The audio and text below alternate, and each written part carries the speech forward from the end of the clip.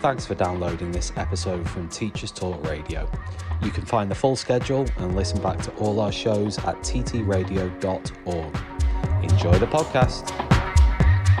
Good evening, everybody. Welcome to Teachers Talk Radio. Thank you for giving up a little bit more of your time to be with us tonight for a extra special conversation about all things, well, I'm going to say leadership, I'm going to say coaching, I'm going to say life management, I'm going to say, Rachel will say more later, but it's sort of a conversation that's going to encompass a lot of things. But the whole thing is going to be built around Rachel's new book with John Catt Educational, Box Clever, Quadrants to Change the Way We Live and Lead. So I'm really, really looking forward to getting stuck into the conversation. How are you today, Rachel? Okay. Yeah, doing really well. Thank you very much. Looking forward to this. It's the first time I've properly spoken about the book, so it's an exclusive. Yeah, I saw you'd said that. I feel very privileged that I've made the premiere conversation about your book.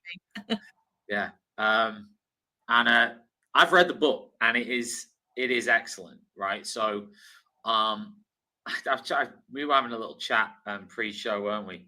I think the book really gets to the point.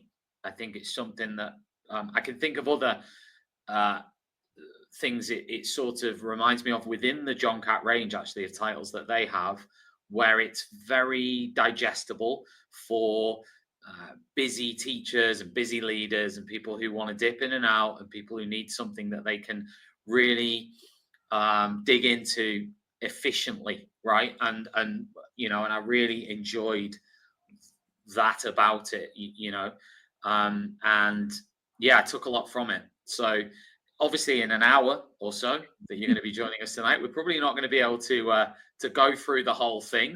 So that would be up to you guys out there to go and get the book from the John Catt website, johncattbookshop.com.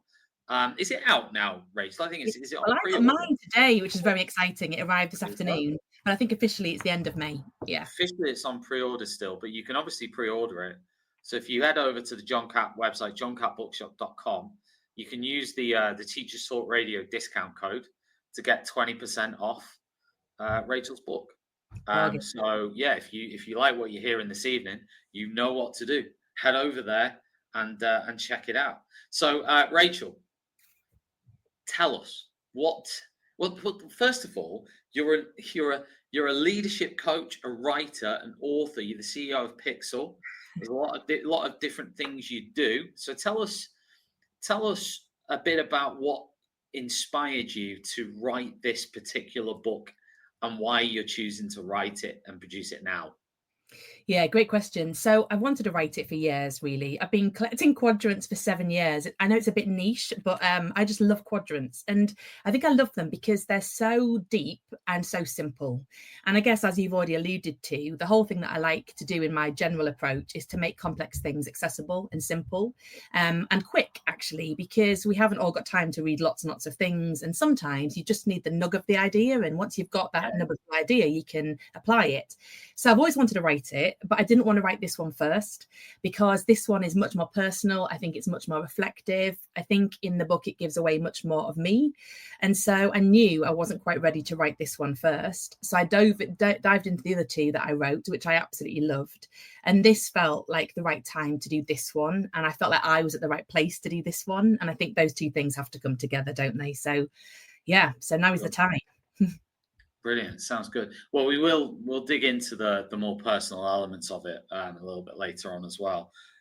I mean, as a framework, how did this idea of quadrants? Because you said you've been into quadrants. I mean, I'm guessing you've been using quadrants yourself for a long while. Yeah. Before this came about, right? So, why did you arrive at the place of saying this is a really useful framework to use for, why is this more useful than other frameworks? Yeah, so I think part of it is I love reading. I'm obsessed with reading. And when I read a book, I'm always looking for things that I can take or things that might go into something different or might be the kind of part of a keynote or some kind of, question that I might ask in coaching, etc. And the thing with quadrants is you read a book and there's always a quadrant somewhere in most of these books. but they just reference it as figure 8, and then they say nothing more about it. I'm like, it's such a wasted resource. You've got to put a quadrant in there, but like, please explain it. But no one ever does. They never take it apart. They make 2-line references and then move on. And so I used to start all of these quadrants and think, I'm sure there's more to say about this diagram than they have mentioned. And so that's when I started collecting them and trying to work out what is there to say here. And I think it's just really interesting because the world is so extreme. You're either this or you're that. We see it on X, don't we? All these arguments about you're wrong, I'm right, dig our heels in, fight. And I've never been like that. I don't like that. I love debate. I love disagreement. I love getting different views. But what quadrants allow you to do is look at the extremes and then work out, actually, if that's the extreme position, where do I fit? Where do I need to be? Are there moments when I need to move to one place or another place? And I think for me, quadrants suggest that life and character and leadership is movable. We aren't always the same thing all of the time. Sometimes we need different things. We need to lean into different things. And so for me, quadrants provide a language that I didn't have before to explain where I am, where I want to be, and work out the gap between the two. Got you. Wow. No, that makes sense. I mean, I hadn't, before picking up this book, I hadn't really seen or used quadrants in that way. I mean, obviously you've seen them, but personally, I hadn't really delved into that. And so it was really interesting for me personally to sort of look into that and start to use a few of them and sort of experiment with them with interesting results. I rarely ended up in the right box. Don't know, and I guess that's the point. Is you kind of work out what is the right box for me for now, for the moment. And actually, someone might be in this box, I might be in this box. That's great. That means that we're thinking differently. We can complement each other. So it's more like, where is the right place for me now than where is the right place for me to live forever. Although on some of them, there's definitely a right place to live forever, or at least try to. Yeah, got you. All right. So each chapter is a different quadrant, more or less, isn't it? So we can't cover them all. So out of the ones you've written about, which ones do you think were sort of especially personal or more challenging to write for you? I think the ones that have been most illuminating for me is where I've had issues that I've struggled with myself. And so all my books, all 3, including this one, come from a place of finding things difficult myself, or not having a language to explain it, or not knowing where I am and not knowing how I'm going to get where I want to be, and not really finding any roadmap to help me. So all of this is personal because it's my journey too. And it's still stuff that I struggle with. Writing books doesn't make you perfect. It makes you willing to be open about the struggles and to help other people follow the struggles that you might have had and find some liberation occasionally, which is what I hope for. So I think when it comes to quadrants, the one I would say that I've had to do the most work on recently is around where I put my energy. And I would say recently, probably the last 10 years, I've been really working on this. Where my energy comes from, who around me gives me the right kind of energy for me at different times of my life. How I make sure I'm surrounding myself with people who will do what I need at that particular moment. And I think having really worked on that, I'm now in a position in my leadership where I am much more fulfilled, much more content, because I've got the right people around me. And that takes ages to work out through trial and error sometimes. But I think that one is particularly personal. Well, it's not that one, is it? It is that one. No, that's one. It is that one. It is that one. Yeah. I mean, I found this one interesting when I was reading it. I liked the fact that sort of it didn't necessarily say there were bad people. It just said there were people who, require more energy than other people, and therefore it's about sort of balancing your time and energy right around that. So it's not necessarily about the person. I like that. But do you want to?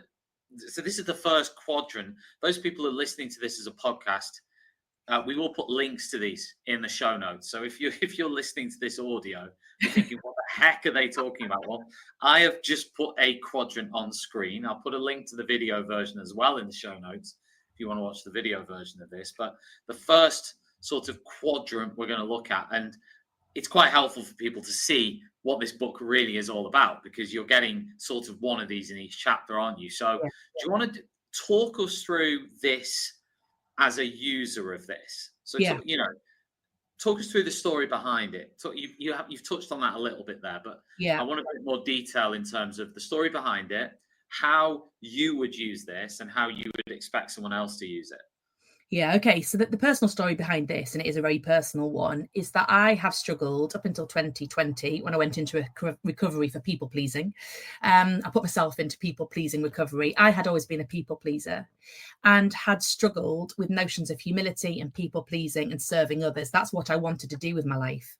And wanting to serve others and wanting to be humble and wanting to put other people before myself had always been told of me. That's a great thing that you do. That's really wonderful. And it was, I think, but I had got to the point in my mid-20s where I was giving so much of myself away to anybody who wanted it, serving this one and that one, running this, running that, volunteering here, picking up waifs and strays over there, feeding homeless people over here, like anything I could do, I was doing. And I kind of got to a point of just being utterly exhausted and feeling drained, not just exhausted, just drained of all energy. And asking myself sometimes, like, what is the point of all of this? I'm giving all this out and I feel like nothing is coming back. And I thought that was being selfish at 24, 25. Like, what you want about, Rachel, just get over it. You're meant to be helping people. That's why you're into teaching. And then I kind of realized when I looked at the people around me, I had very few people who were giving me what I needed. And because I was a people pleaser, I just never asked for what I needed. I always kind of grew up thinking you don't ask for what you need. That's like being pretentious and being difficult. So just put up and shut up. Yeah. And I just realized, I think, around 27, 28, 29, then I got hit by a car and broke both my legs and was told I'd be paralyzed. So that kind of shocked me into addressing this, which is, okay, I nearly died. I was nearly paralyzed. I've got to make some better choices for my life. I've got to still serve people. I want to do that. But I need a little kind of panel of people who are my people, who can energize me, who are going to be there through thick or thin, who are going to be the people who, when I try and shake them off, won't be shaken. And so I came across this book. Actually, it's about faith. It's called Restoring Your Spiritual Passion. It's from 1986. But he talks about similar concepts to this. And so I literally went through my friendship group and asked myself, if I have been knocked over by a car, who are the people on this list who are going to be there for me?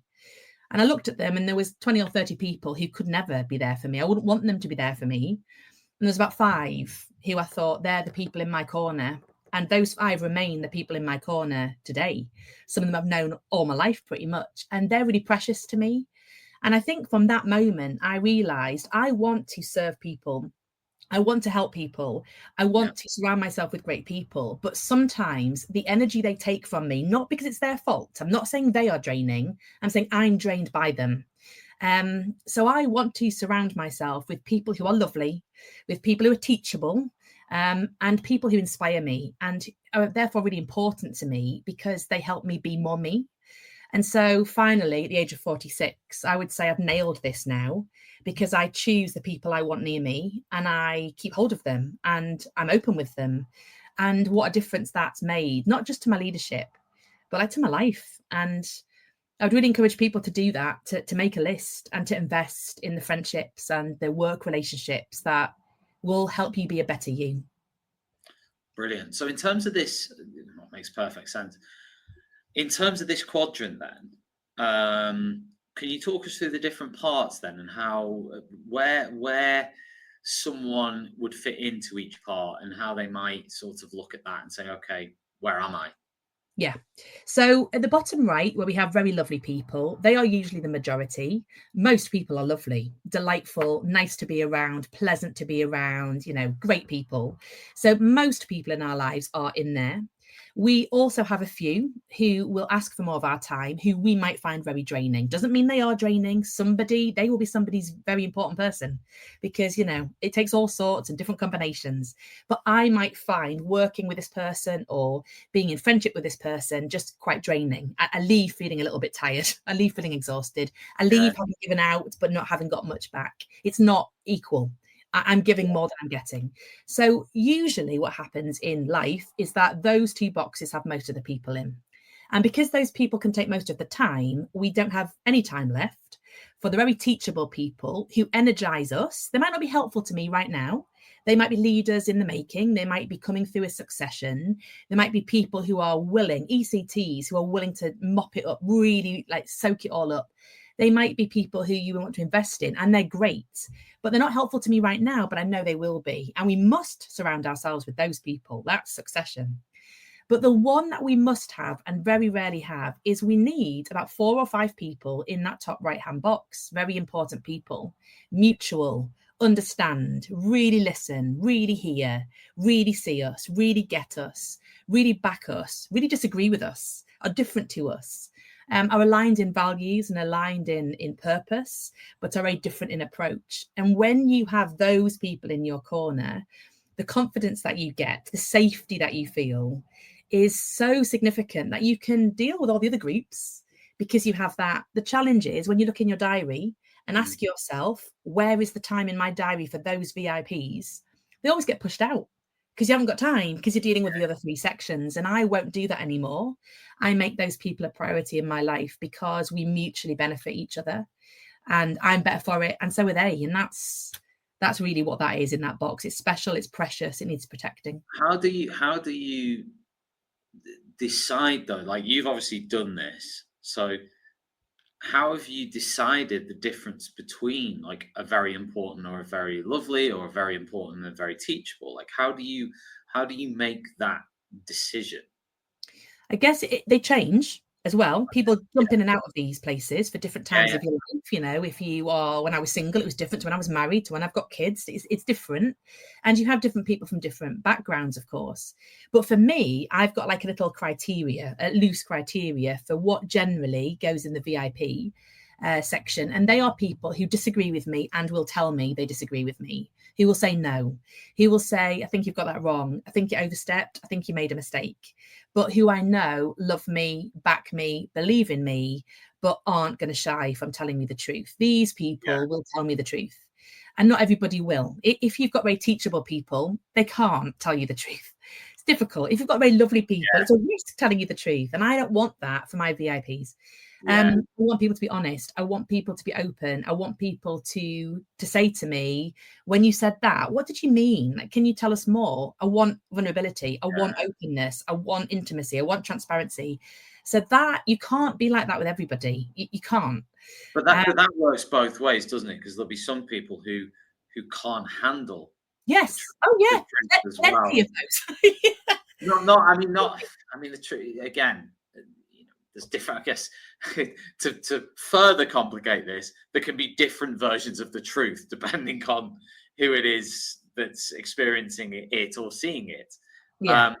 But obviously it's your truth, right? So there can be some people, as you say, who, for you to be able to have a very important person, you're going to have to be able to sort of have a level of vulnerability. Oh, yeah.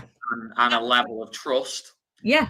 And a level of resilience, because they might tell you things that you don't want to hear, or they might challenge your way of thinking, or they might disagree with you. And if they deserve their place there, they should do all of those things. And if I deserve my place in there with them, I should be all of those things. Like, this is a place, as Brené Brown would say, is coming unarmored. You're not bringing your cynicism there. You're not bringing all your protection of collecting gold stars or wearing armor or hiding with power over instead of power with. In that quadrant, you're open. You are free.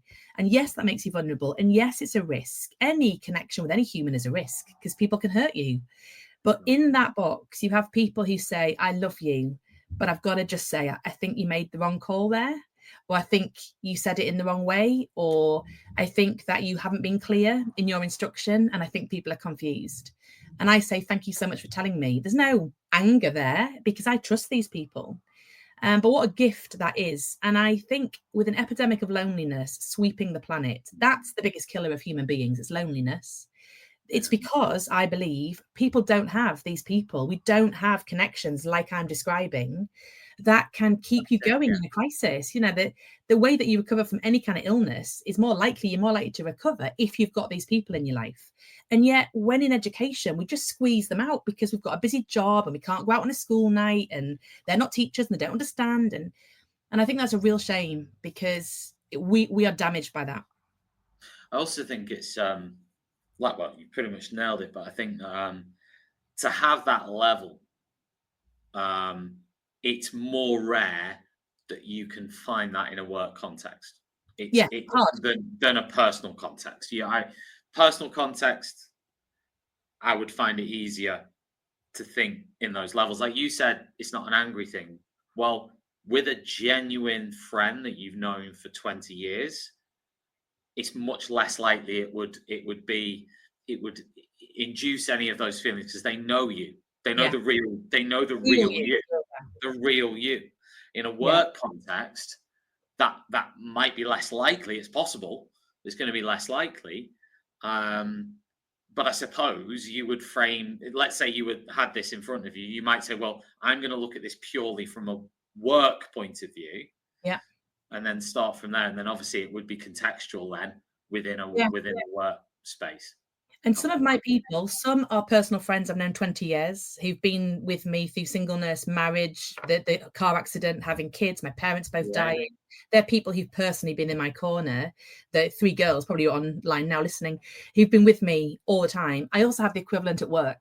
And these groups don't know each other, but they all know me individually. But the people at work I work with are this too to me. And that's why it takes a long time to get to that point. But that is why I find my work so joyful, because I've got those people in my workplace. And I think part of all of this is I am a believer that if anybody met me in any areas of my life, in the shop, at my church, at a conference, in my workplace, you would find the same version of me. So it's not like I'm hiding myself. I am the same person. You'd recognize me. You wouldn't think, oh, wow, she's completely different. I look the same. I wear the same. I'm me for a living. That's what I think leadership is, actually. But when you are talking about the deepest secrets of your heart, the things that you're struggling with, the vulnerabilities, that's not for public consumption. I'll go so far with that vulnerability because I think it's important that you do. And I think it's important to be open. But when you're working something out and it's raw, that's not the time to be sharing that on national platforms or stages or in podcasts.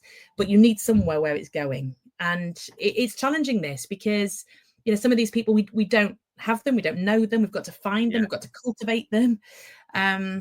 But it's possible to do that. And when you find them, it's such a gift. Totally agree with that. Oh, brilliant. Okay. Well, I hope by that little starter, people have a really good idea now about what this book's all about. Need a smarter way to teach? Wish your lessons had more impact? Eduflix.com.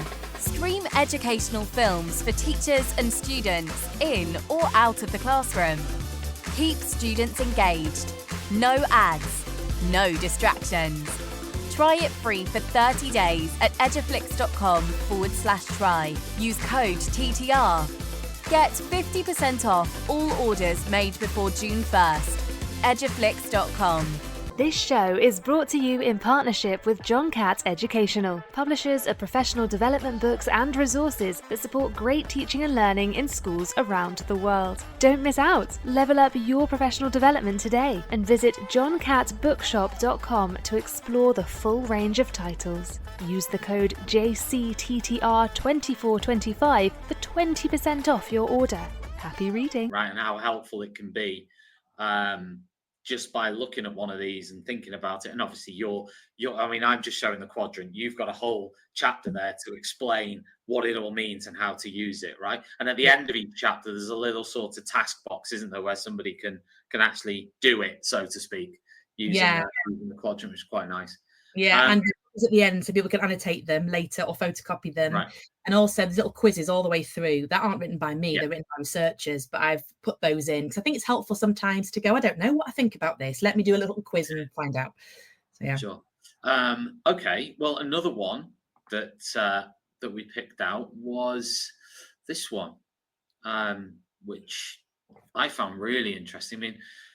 I mean, this one, I love the example that you gave. I can't actually, you're going to have to remind me of it, but I remember it was from you. You might not remember either, but it was the guy who, and I looked it up after reading it, the guy who was Jim in Stockdale. prison. Yeah. So he was in prison in Vietnam.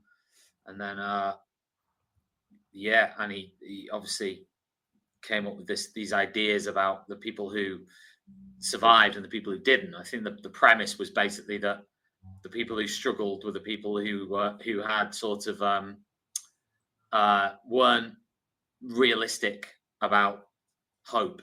Yeah. You know, they were a bit silly about it. You know, do you want to talk us through this one? Yeah, so I live in this constantly. This is my reality. And until I came across Jim Collins in Good to Great and the Stockdale Paradox, I didn't really know. I didn't have words to explain what it was. So I guess I put it down to kind of, I feel really hopeful, but a little bit funny.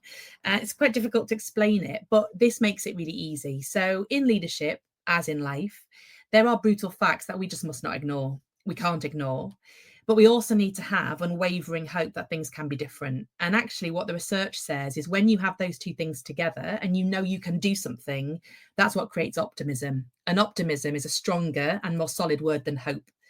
But optimism is what keeps us going. It's what makes us have agency. It's what makes us think we can actually do something about our own lives. So it's really crucial. And so on this quadrant, what happens is if you have no hope at all, or you have unwavering hope, and if you don't see the facts, or if you face the facts, it changes how you lead. It changes how other people follow. So clearly there is kind of a right place to be in this quadrant, which is top right. What we should be doing is having unwavering hope and facing the brutal facts. So we look at our exam results, we look at our Ofsted report, we look at our staffing levels, we look at the staff feedback, and we say, the brutal fact here is people don't want to work here, or this is not good enough, or the results are not where they need to be, or the culture isn't right, or we haven't got the right structure. That's a brutal fact. It's hard to say that. You need your VIPs with you when you're dealing with that. But then what you then say is, but the unwavering hope is we can change it. We will change it. It won't be tomorrow. It won't be next week. It won't be immediate. But if we put a plan in place and we believe we can do it and we face the brutal facts, we can be optimistically realistic. We can work out how we're going to make that happen. And that is the most important place to be as a leader. If you go anywhere else, it causes utter chaos. So hopeless facts is where we face the facts but have no hope. Now, we've seen that work out in politics. It didn't go well for Keir Starmer standing up and saying it's going to get worse. Like, okay, and where's the bit about it getting better? It wasn't there. As the whole nation was like, this is terrible. We didn't vote for this. We want to change. And that's the balance. When you get it wrong, people go, hang on a second, like, this is not attractive. So there's a real issue in hopeless facts. And when you're facing the facts but have no hope, people feel out of control, disillusionment spreads, people don't want to be in your company. It feels brutal in all the wrong ways. So that is a one to avoid. The bottom one, I think, might be slightly worse. They're both pretty bad. Okay. Is where you go, I don't want to see the facts, la, la, la, la, la, because nothing's ever going to change. So I'm going to ignore it. I'm going to bury my head in the sand. I'm going to pretend this isn't happening. And we do that with physical symptoms. So you have a tummy ache and you think, that's not right. La, la, la, la, don't want to go to the doctor. Don't want to go to the doctor. I haven't got time. I'm going to do it. We'll go at half term. I'll go at Christmas. I'll go at Easter. I'm sure it's fine. And actually ignoring that kind of thing because you think, well, it's fine. I don't want to think about it. I have no hope that anything will be sorted about it can make us feel hopeless. And that's a pretty desperate place to be in. It's when you need your VIPs to pull you out. The bottom one is awful, the bottom right one.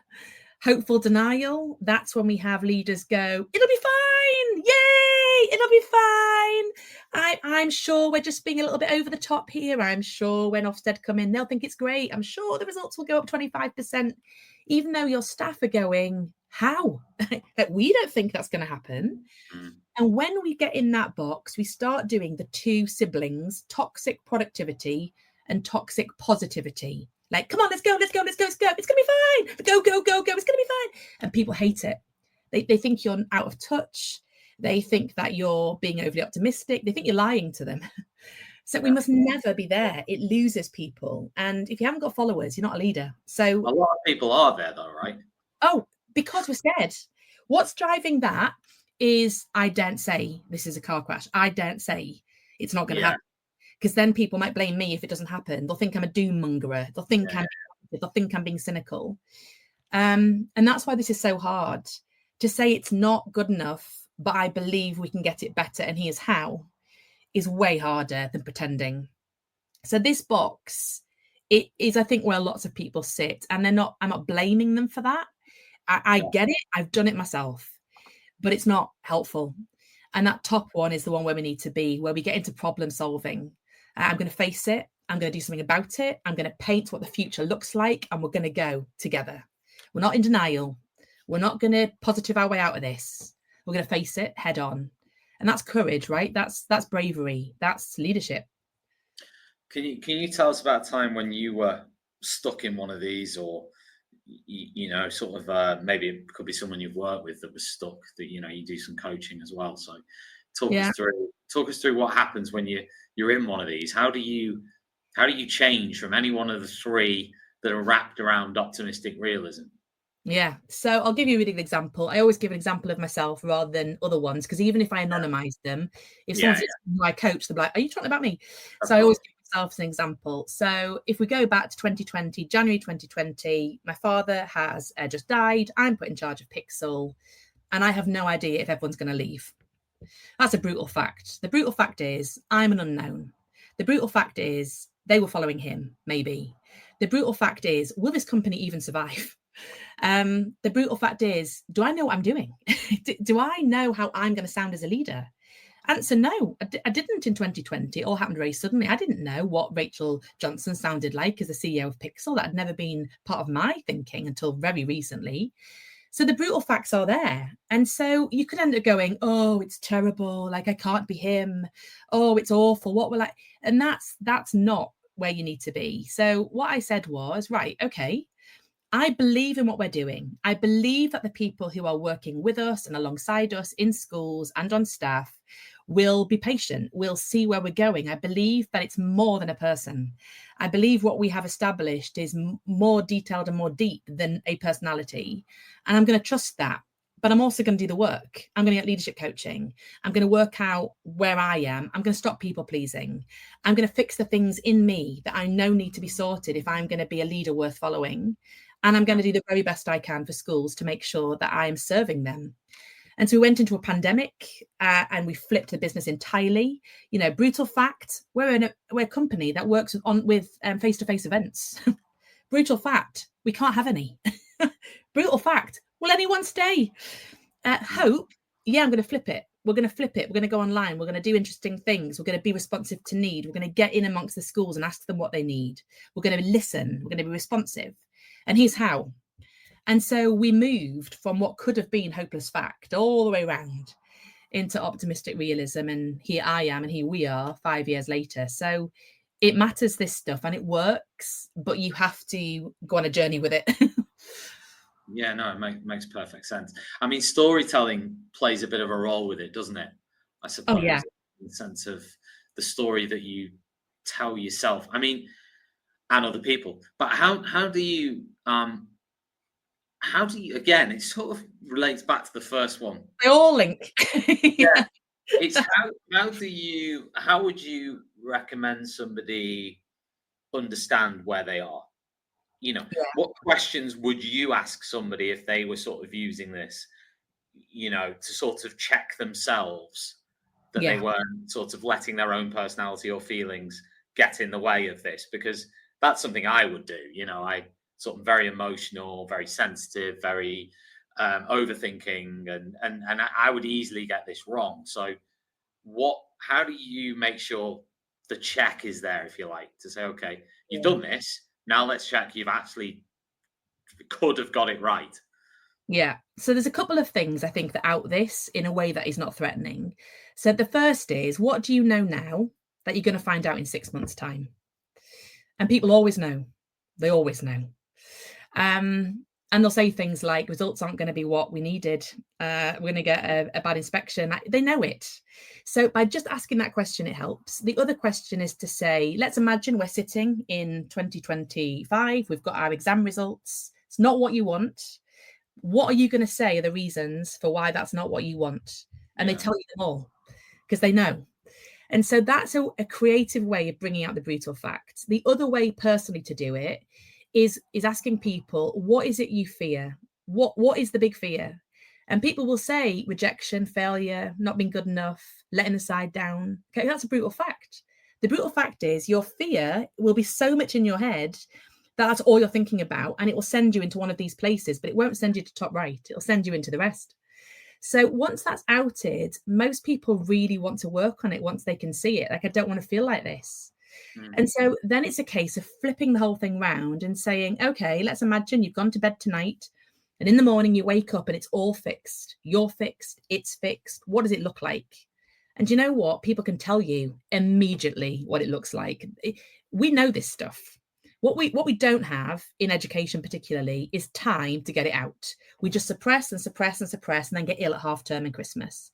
And the reality is, like, we know this. We know it. It's just getting in a room with the right person, facing the fact, bringing yourself into the space where you can be open and safe, and then working out, okay, what's my first step? And sometimes the first step is just sitting down and opening the report that you've not read for 3 weeks, or doing the thing, organizing the meeting that you've not had, or having the crucial conversation that you've been avoiding for 2 years. There's always a thing that unlocks everything else. So yeah, that's what I'd recommend. Perfect. Yeah, I mean, it's certainly good for tackling reality, isn't it? Tackling things that are to sort of processing your thoughts a little bit. And the reason it's important is because if we don't, these thoughts don't go anywhere. They just ambush you at 2 o'clock in the morning when you can't sleep and you get anxiety. So they're not, when we're being hopefully in denial, we're not helping anybody, we're just pretending. And when we pretend, we get into all kinds of difficulties, because then with our VIPs, we're not honest, we're not open, we're not vulnerable, we're hiding ourselves, and that leads to lots of other things, loneliness being one. So I think sometimes just hearing you say things, saying things out loud, you think, "Ooh, that's what I think." Yeah, absolutely. Okay, let's have a look. Well, before we look at another one, thanks to everybody who's watching this live. If you want to get involved in the conversation, you can leave it. If you're watching on YouTube, you can leave a comment. Obviously you can leave a comment anywhere after this finishes, but if you want to actually leave one live and you're watching on YouTube, then you can do. Also drop us a like and a subscribe, obviously, and a huge thank you to John Catt. And again, this is all about, let's remind everybody, Rachel's new book, Box Clever: Quadrants to Change the Way We Live and Lead, which is available through John Catt Educational. And you can get the book at the John Catt website, johncattbookshop.com, and you can use the code JCTTR2425 for 20% off. And you can pre-order the book now. It's not quite out, but you're very close to being able to pre-order the book. And we've been through a couple of examples from the book. Let's look at another one, which was this one. Oh, I love this one. Which was about identity. So what? Again, let's start with what made you focus in on identity for a quadrant? So I love this one. I love this one because the more I did coaching myself and the more that I did this kind of work on what do I think and what do I believe and what kind of leader do I want to be, I realized how much of what I think is not actually what I think at all. It's what I've been told, or what other people have told me, or what I have told myself when I was younger. And I carry that with me and it affects me today. And some of that stuff is really good. You know, I'm a hard worker, you know, I can communicate clearly, all that kind of stuff. Great. But there's also some stuff in there that isn't helpful from when I was 5, or, you know, you're not good at maths when I was 6, or you're a bit different, or why don't you swear? Because I didn't swear, still don't, but didn't at secondary school. You can imagine didn't go down very well. And so people would bully me for not swearing and try and make me swear. I mean, ridiculous, really. And I wouldn't give in. I was like, why should I swear just because you want me to? I'm not going to fit in. So there was elements of little Rachel that was bold and brave and risky and stood up. There's also little Rachel who didn't want to cause a stir and didn't want to create a scene. And so you take all of those bits with you. And when you become a leader, you have to work out which bits are helpful and which bits are not helpful. And that's when I kind of thought, how do I work that out? How do I work out what my story is now, what I want it to be, and what my story is going to be in the future? What kind of leader do I want to be? And so I came across this by Marshall Goldsmith, and I just think it's brilliant because it just makes it really, really clear what's going on. So that top left one, programmed identity, is where the future and other people's opinions collide. So that in my background is people saying, oh, I bet you're going to go into politics. I don't want to go into politics. Oh, I bet you're going to be ahead. I don't think I can be ahead. Oh, I bet you're going to write fiction books and write books for kids. I don't really. So all of these things were said about me. Other things less good, some things good, but they're all there. It's my programmed identity. And the thing about programmed identity is you can change it, but it's also blamed. So people might say, it's not my fault. It's not my fault I'm this. My parents said that I should be like this. It's not my fault that I'm a doctor. I was always told I had to be because my dad was. That kind of narrative. So that is what other people say about your future. The bottom one is when the past and other people's opinion collide. So that might be when you're a teenager or when you're at university and you take what people said about you then. In my case, nothing's going to come of all this reading you do, Rachel. Like, you can't keep your head in a book. You've got to go and live a real life, etc., etc. Sometimes in jest, but you take it and it creates this thing in your head where you can't, you shouldn't, you mustn't, you won't. Yeah. The bottom right is your version of that. So how you perceive yourself. So you might have thought, when I was a kid, I was an outsider, or I was a geek, or I was bullied, or I was difficult, or I didn't fit in. Whatever narrative we have, that can still be our narrative 30 years later. And so I went through this quadrant and basically wrote down what people have said about me in my past, about my future, what people have said about my past at the time, what I say about me, even now, sometimes say about me. And then I worked out the top right, which is, okay, which bits of all of that do I want to carry through the rest of my life? What do I want my identity to be? When I and my future meets, what do I look like as a leader? And I filled that box with how I want to lead. And that in it had words like brave and open and vulnerable and clear and relational and whole and balanced and nuanced, like all of that. So once you start doing that, you go, okay, that's what I'm going to be. That's what I'm going to be. I'm going to get my VIPs to help me be that. I'm going to make sure that when there are things in there like people pleasing and not being able to have a boundary and not being able to say no because I'm a people pleaser, I'm going to deal with that because I'm going to deal with a brutal fact and I'm going to live my life in there. And that's the journey I've been on the past 5 years particularly, but probably a little longer. Going back to that time, because you said you were like a bit bullied over the not swearing and stuff, and just sort of brought me to the place of, you're now the CEO of Pixel and you've written books and, you do leadership coaching and speaking and so on. Were you always confident? No. Right. So how did that transformation happen then? Yes, good question. Really good question. This stuff does require some confidence to be able to access this. Yeah. And then if you started to think about this stuff and you weren't confident, it could sort of, it could either help you or it could sort of be too tough to handle. You got to have maybe not confidence is the wrong word. You got to have a level of, I think we've used it before, vulnerability. Yeah. To be able to access. So I'm just wondering, in terms of confidence for yourself, how that evolved for you. Yeah, it's a great question. So confidence, I think, is an interesting one. So I wasn't always confident. There are moments when I'm still not. So I think that's maybe a separate thing. I think what I've worked on would have been known when I was a teenager as self-esteem. I wouldn't use the word self-esteem now. I'd use the word self-acceptance. And so over the time since I've been little, and I've been on this particular journey a long time, is I kind of worked out probably when I was about 21 or 22 that I wasn't going to outsource my self-esteem to other people. Fact. So, and I think I had done at times. So I'm popular if you think I'm popular. I'm confident if you think I'm confident. I'm okay if you think I'm okay. And I thought to myself, this isn't helpful, because what happens if one day you think I'm okay and the next day you hate me? Does that mean that I all of a sudden am less worth something? This doesn't make any sense. So I started deciding not to outsource my self-esteem. And to this day, it's still a mantra that I use, like, don't outsource your self-esteem. So what I mean by that is confidence comes when you know I can do the hard work, I can change, I can make decisions for myself and I don't have to live the way that I've lived. I've got agency here. And yes, it'll be hard. And yes, I'll have to do the work, but I'm not a victim. I can empower myself. I can coach myself and I can move. And I honestly believe everyone can do that. It is more difficult for some because of the circumstances in which they find themselves. It's why we need to support each other in this. But if you don't do that work, then the alternative is that you write a book like I've done, and then you search Amazon reviews every 5 minutes to check if you're okay, to check if your book is good. And actually, it's okay if some people don't like it. It's okay if some people don't like me.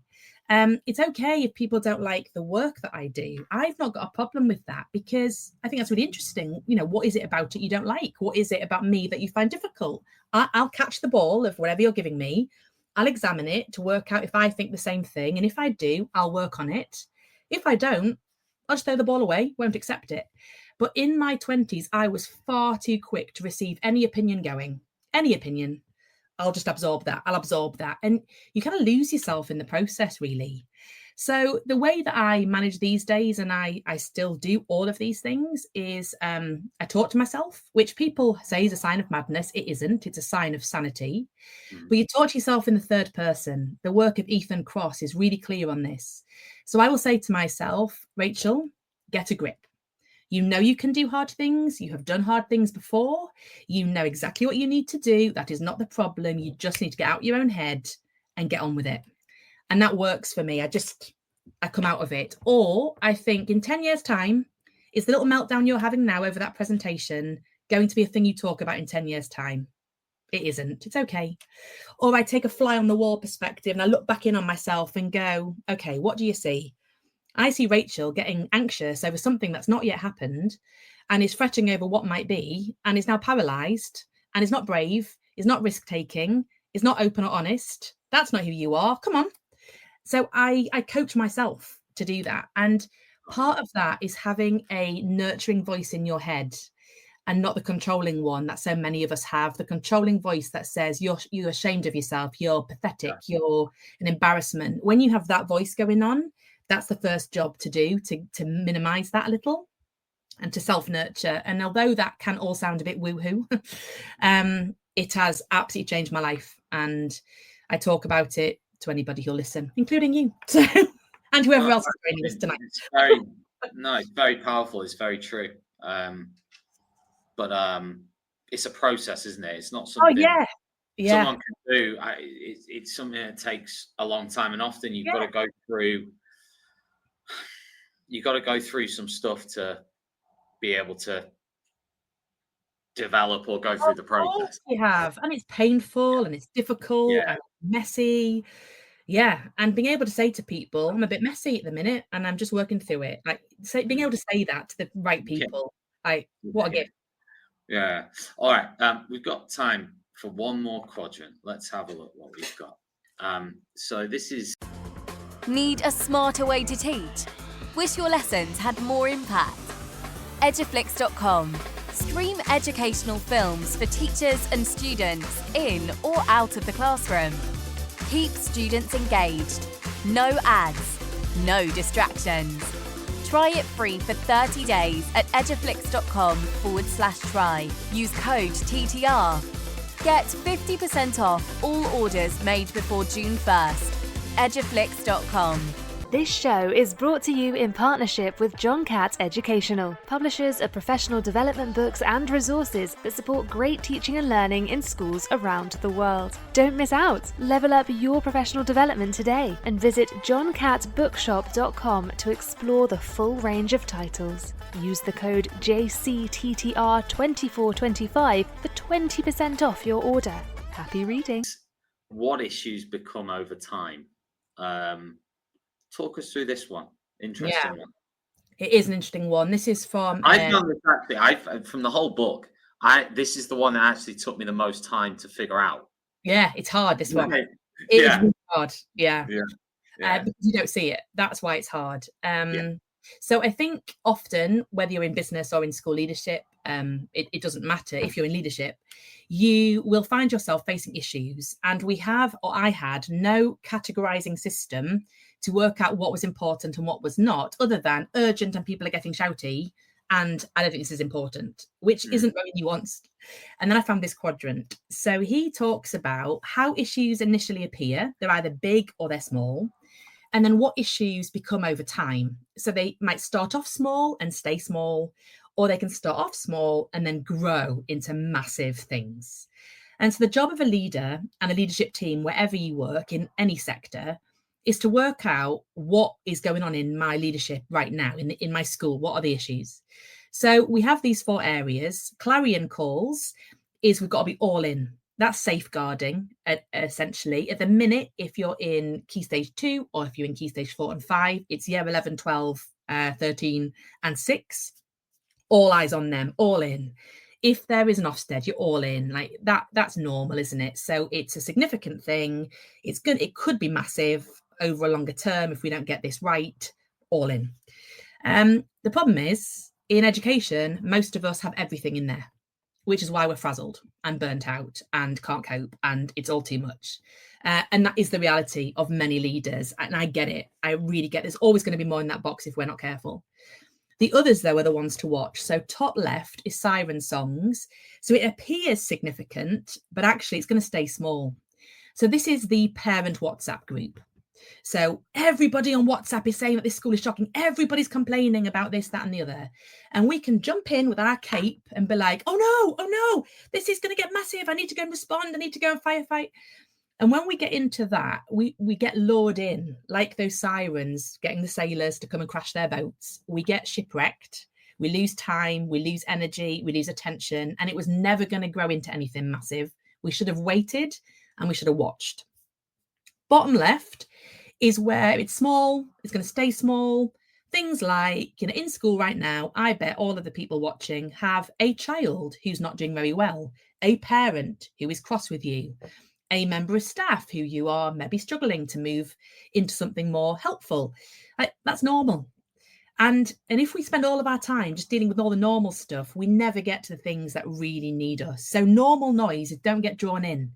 If you are a leader and you are relying on the normal stuff to get through your day or responding to need based on email order, top of the inbox gets my attention, we're getting sucked in.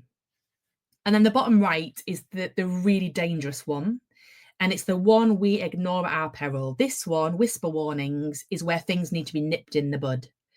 So let's take uniform. So we have a new uniform policy. We've been really strict about it.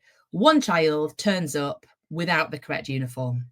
So it's a small issue. It might stay small. So normal noise, tutor deals with it.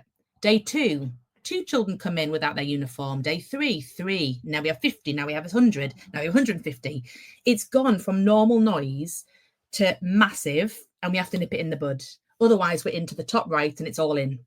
And we start having clampdowns and blitzes and all of those kind of things. So that whisper warning is where we've got to be careful. The problem is there are people in our schools who know what these things are. They're the teaching assistants, the dinner staff, the site managers, the people, the librarian, the photocopying person, the people who are hearing the whispers, the people in the community. And sometimes in leadership, we're not in touch with them. And sometimes we don't appreciate when they say, I think there's a problem. And we mustn't not listen to anybody. We must listen. And then we work out, where is this? Is this something I really need to worry about or not? And then I would suggest, when you've done this activity, you look at your diary and you ask yourself, where's all my time going? If I'm saying this is a clarion call, where's the time in my diary that corresponds to that need? I think you'll find it's not there. And that is something we might need to pay attention to. Yeah, no, super.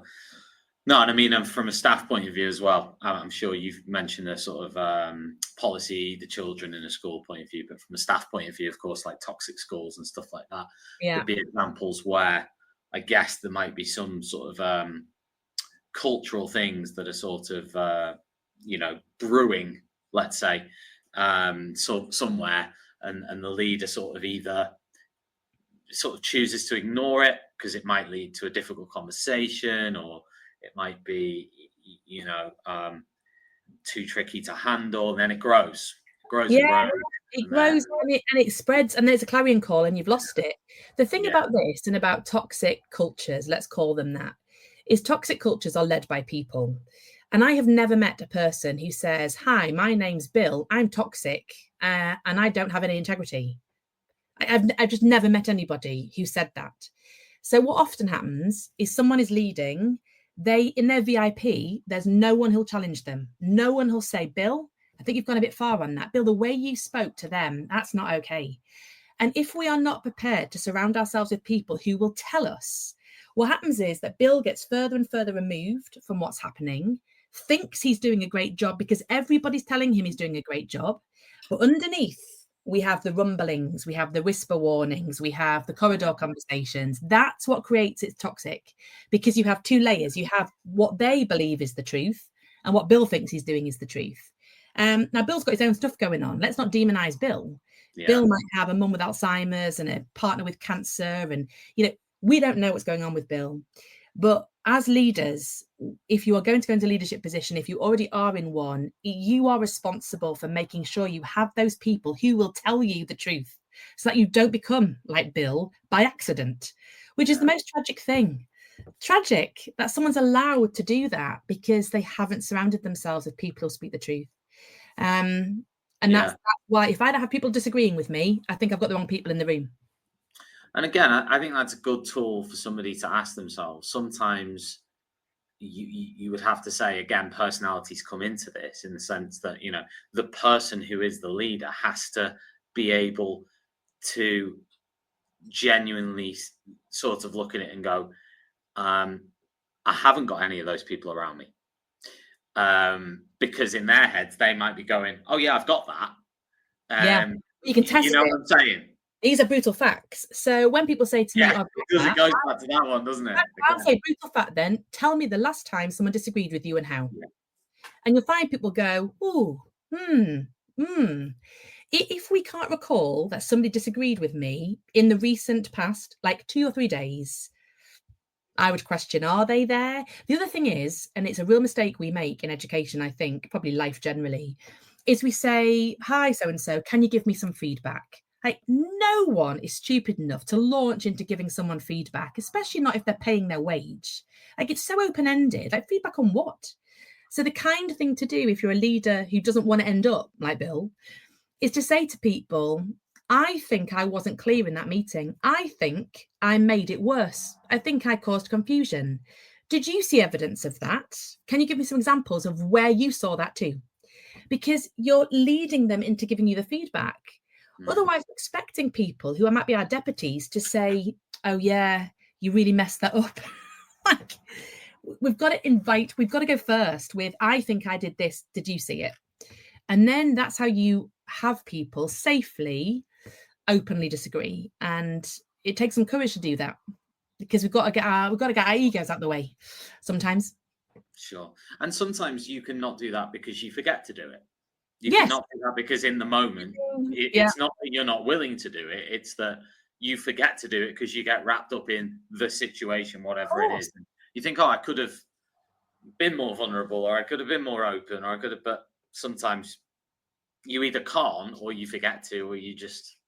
or you just can't take it. Sometimes because we just know we can't take it.